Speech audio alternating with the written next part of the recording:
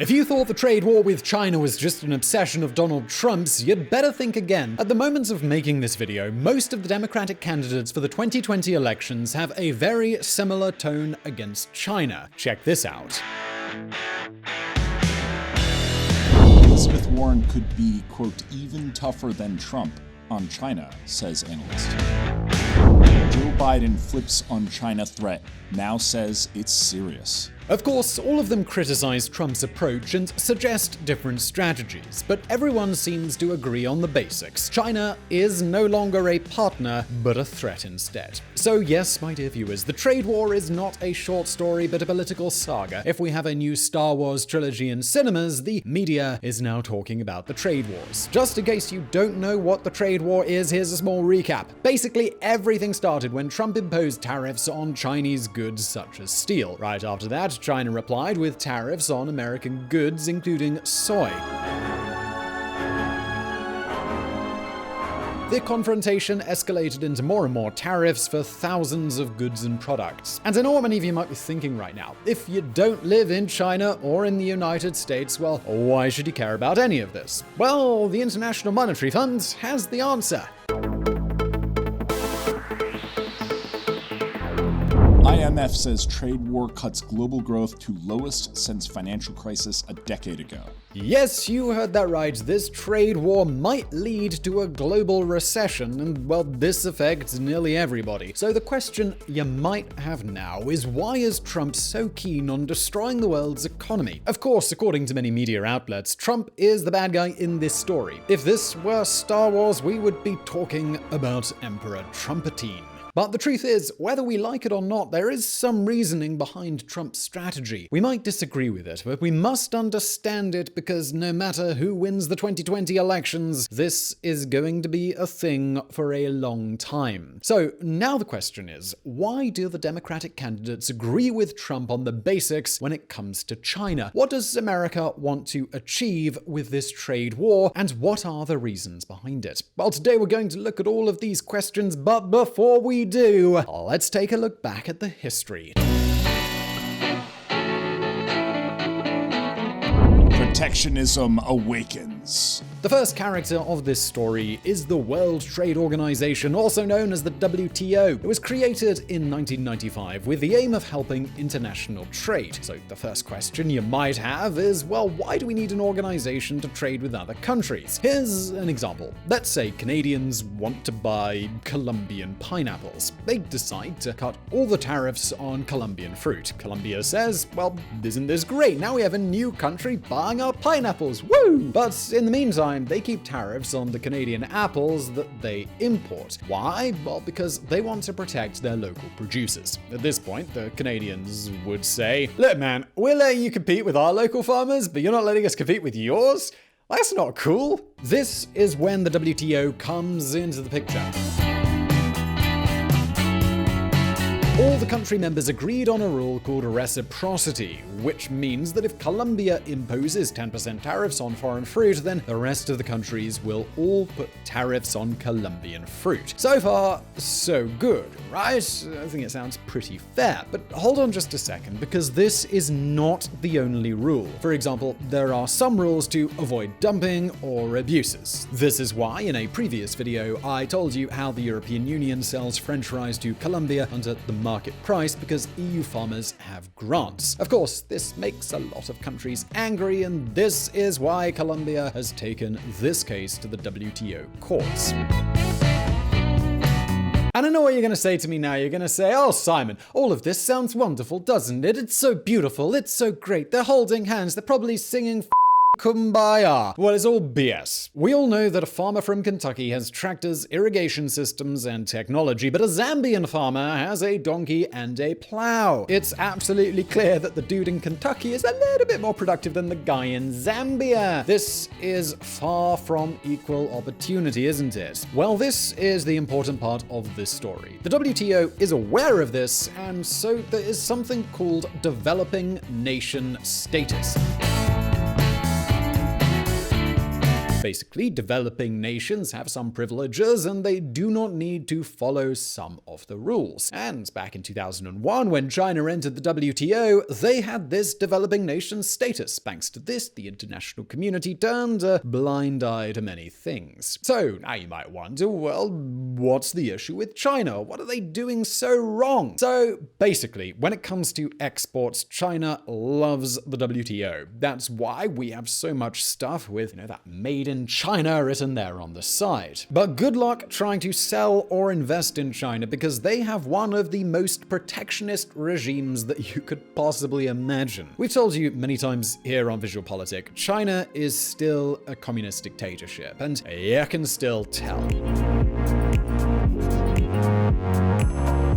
The government still has 5-year plans like the old Soviet Union did, and there are still big state-owned companies with whom you just can't compete. And now you could say, well, come on, Simon, there are thousands of American companies investing and building factories in China. Well, yes, absolutely, there are, but if you want to start a company there, well, first you need to partner with a local business. And in most cases, next to each foreign worker you employ, you also have to employ a Chinese worker in the same position. Why? Because China loves to learn from foreign technology. Don't believe me? Here's a good example. Siemens, the German company. Siemens won a contract with the Chinese government to build high-speed trains. They were really happy because it was really good money. So what happened? Chinese workers learned from Siemens' proprietary technology. Years later, China starts the world's biggest high-speed train manufacturer, CRRC, and now they compete face-to-face with Siemens on the German market. Check this out. Chinese train technology rolls into Germany. But this is just one example. According to Donald Trump, intellectual property stealing by China translates to $300 billion losses for American companies every single year. And fighting against this is the cornerstone of his agenda. We must protect our borders from the ravages of other countries making our products, stealing our companies, and destroying our jobs.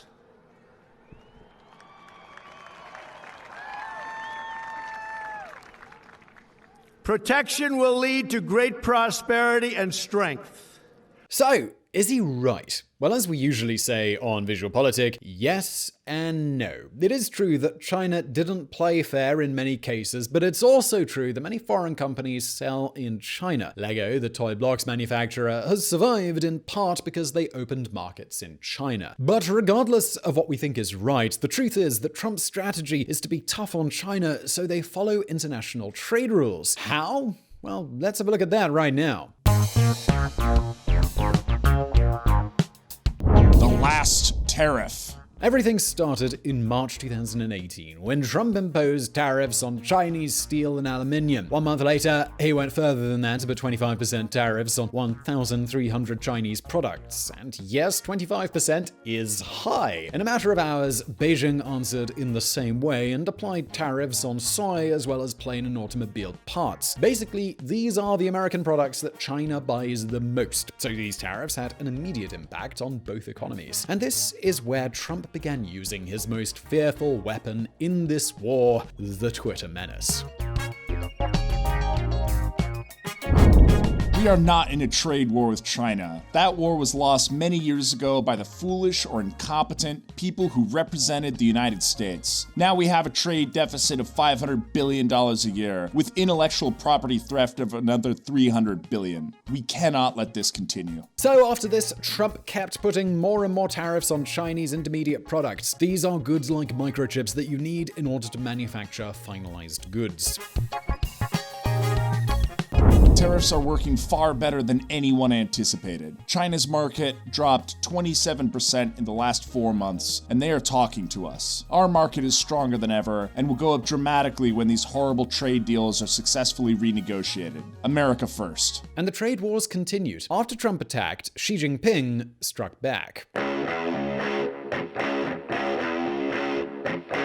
China retaliates against Trump with fresh tariff on U.S. liquid natural gas. The consequences of this were big and immediate. Since America started exporting liquefied natural gas back in 2016, China has been one of its best clients. After the introduction of this new tariff, American gas imports dropped by more than 60%. But wait a minute, because the trade wars are far from over. Why? A year ago, Trump and Xi Jinping met at the G20 summit in Buenos Aires. They made a truce and announced negotiations. However, China didn't stick to America's deadlines. So, what did the White House do? They raised tariffs again, this time on more than 5,000 Chinese products. You know what happens with Xi Jinping? For each tariff Trump imposed, he answered with a similar one. And the story kept going again and again until this. Google blocks Huawei after Donald Trump edict. Yes, I know, in this case, they haven't applied the strongest measures against Huawei, but still, the company was heavily damaged by this. In fact, their new luxury phone is selling really badly in Europe because it doesn't have Android or Google services. And the story is far from over. Since August 2019, Washington has kept raising tariffs little by little. Why do they do this little by little? Well, because of this.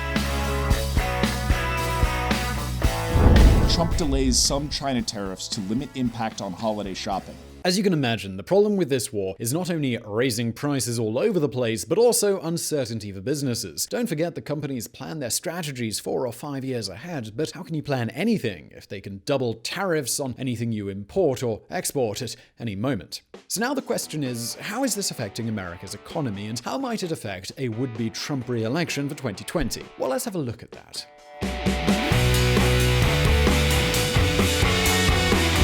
Rise of Trump. As I told you at the beginning, for years China had a special status with the WTO. Everybody knew they were cheating, but everybody expected they would change over time. Trump has been the first American president to open Pandora's box. So how did the Democratic Party react? Well, of course, everyone criticized the way Trump is doing things, but they all seem to agree on the basics. For example, one of the candidates for the Democratic primaries is Joe Biden. Biden was the vice president during the times of Barack Obama, and some people believe that he would bring things back to how they were before. But it doesn't always look as though that is what would happen. Biden slams Trump's trade war even as he calls to, quote, get tough on China. Senator Bernie Sanders is tougher than Biden. Sanders claims that American workers are lowering their quality of life because of Chinese competitors, so chances are he would continue the trade war with China. And don't forget Elizabeth Warren and her so-called economic patriotism. Check this out. Elizabeth Warren could be even tougher than Trump on China, says analyst. Of course, it's one thing to be tough on China and another to support Trump's agenda. The devil is in the details. But at least at the moment, we can say that the trade war has been a triumph for Trump's ideology. He made all the candidates buy at least the foundation of his proposals. So, what's the price for all of this? We won't know until the elections. It is clear that China has a lot to lose on this, but make no mistake, Americans are also paying. This could have a big impact on Trump's re-election. For example, the soy producers in the Midwest are selling less and less due to China's tariffs, and so are the factories in the Rust Belt, who now pay much more for the raw materials that they use. We've already explained on VisualPolitik how the steel tariffs hit American icons like Harley-Davidson very hard.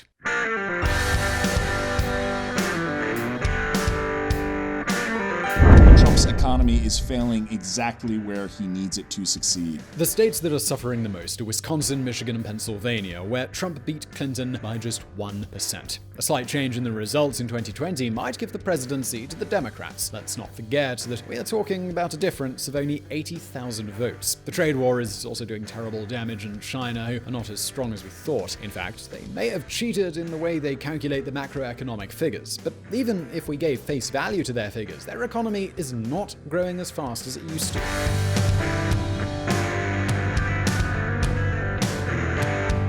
For the moment, it looks as if Xi Jinping will wait to make compromises until he knows who will be in the White House next year. But no matter who wins the elections, the relationship between China and America will never be the same. And if you thought Trump is willing to soften tariffs just because of the electoral campaign, well, you'd better think again. Trump Trump signs Hong Kong democracy legislation, angering China. On December the 15th, 2019, Trump and Xi Jinping signed a truce that will last until the next meeting. China has committed to eliminate some tariffs to agricultural imports, and America will do the same with some electronic components. But the war is far from over. In the meantime, Democrats are comparing Republicans to the dark side, and Trump portrays himself as the chosen one. And no, this is not just a gimmick to keep the Star Wars metaphor going to the end of the video. He really did say this. I'm the chosen one. Somebody had to do it. So I'm taking on China. I'm taking on China on trade. And you know what? We're winning because we're the piggy bank. So now the question goes to you. Do you think America is right with their claims about China? Do you think China will end up compromising with America in order to stop the trade wars? Is Donald Trump really the chosen one? Well, please leave your answer in the comment section below, and don't forget to check out reconsidermedia.com, the podcast that provided the vocals in this episode that were not mine. Also, don't forget we publish brand new videos every week, and as always, I'll see you next time.